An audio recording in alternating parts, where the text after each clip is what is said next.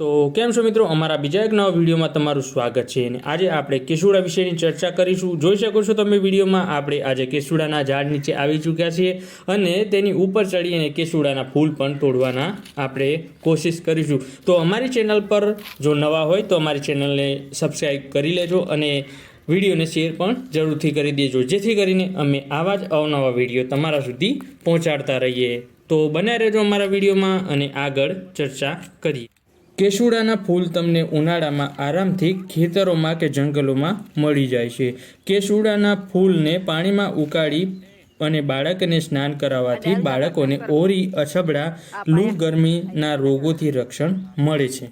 કેસુડાના સૂકા ફૂલનો ભૂકો કરી તેમાં સાકર મેળવી અને તેનું મિશ્રણ ખાવાથી ડાયાબિટીસવાળા દર્દીઓ માટે ખૂબ જ ફાયદાકારક છે। કેસુડાના ફૂલ પાણીમાં નાખી તેને ઉકાળી અને ગરમ ફૂલ જો પેઢું પર બાંધવામાં આવે તો પેશાબમાં થતી બળતરા જલ્દીથી લાભ થાય છે। કેસુડાના ફૂલ, તેની છાલ અને તેના મૂળિયાનો ગર્ભ આ બધા સમપ્રમાણમાં લઈને તેનું ચૂર્ણ બનાવી લો। આ ચૂર્ણમાં સાકર મિલાવીને 6 થી 5 ગ્રામ જેટલા નિયમિત દૂધ સાથે પીવાથી જરૂર ફાયદો થાય છે। કેસુડાના તાજા તોડેલા ફૂલને ગાયના ઘી અથવા દહીં સાથે મલાઈ સાથે ખાવાથી હરસમસામાં જરૂર ફાયદો થાય છે। હરસની સમસ્યા બહુ જ વધી ગઈ હોય અને લોહી નીકળતું હોય તો કેસુડાની છાલની ભસ્મ બનાવી 10 થી 20 ગ્રામ જેટલી ભસ્મને ગાયના ઘી સાથે ખાવાથી જરૂર ફાયદો થાય છે। આમ તો કરમિયા નાના બાળકોને બહુ જ થાય છે, છતાં પણ જો મોટી વ્યક્તિને પણ થતા હોય તો કેસુડાના ફૂલના બીજનું ચૂર્ણ બનાવી દિવસમાં 2 થી 3 વાર સેવન કરવાથી કરમિયા મરી જાય છે। મિત્રો, જેમ આપણને કેસુડાના ફૂલ પણ ઉપયોગી છે તેમ કેસુડાના મૂળ પણ ઉપયોગી છે।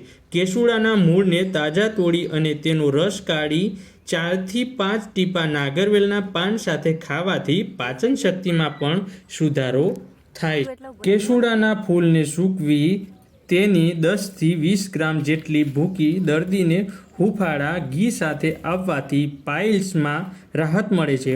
ઉનાળામાં ડાયેરિયા થઈ જતા હોય તેમના માટે કેસુડાના ફૂલ ફાયદાકારક છે। આ ઉપરાંત કેસુડાના પાણીનું નિયમિત સેવન કરવાથી ડાયાબિટીસ પણ કંટ્રોલમાં આવી જાય છે।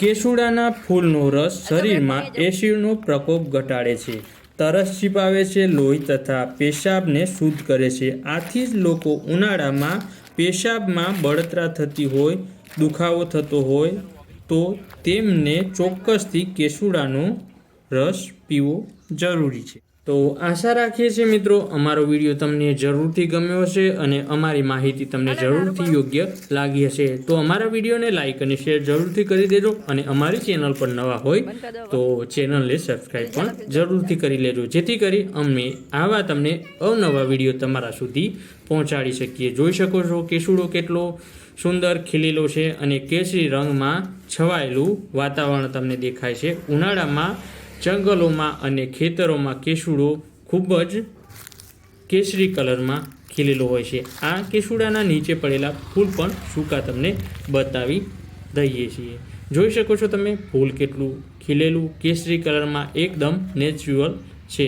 અને હા, આ કેસુડાના ગામઠી ભાષામાં અમે ખાખરો પણ કહીએ છીએ। તો જોઈ શકો છો વિડીયોમાં તમે અત્યારે આ તોડી અને અમે પણ ઘરે લઈ જઈશું અને તેને ઉકાળી અને બાળકોને સ્નાન કરાવીશું।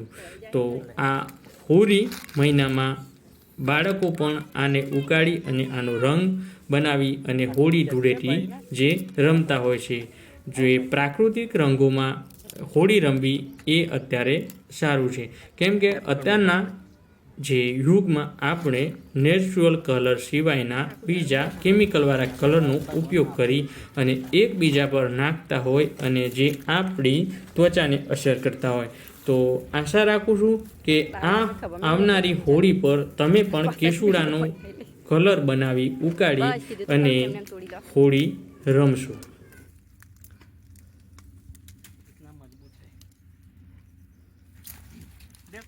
નાહી દો ઈ કન ત્યાં તો વેરાઈ જશે પછી મેં તો કરી લઉં રાગે રાગે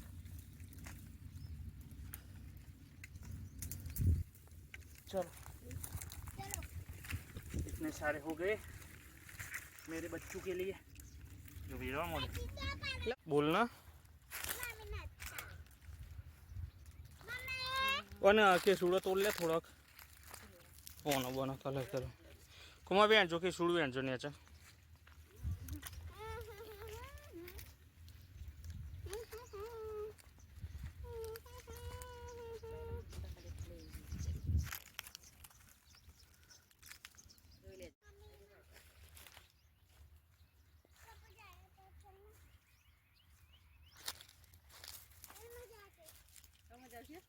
એમાં જ આવશે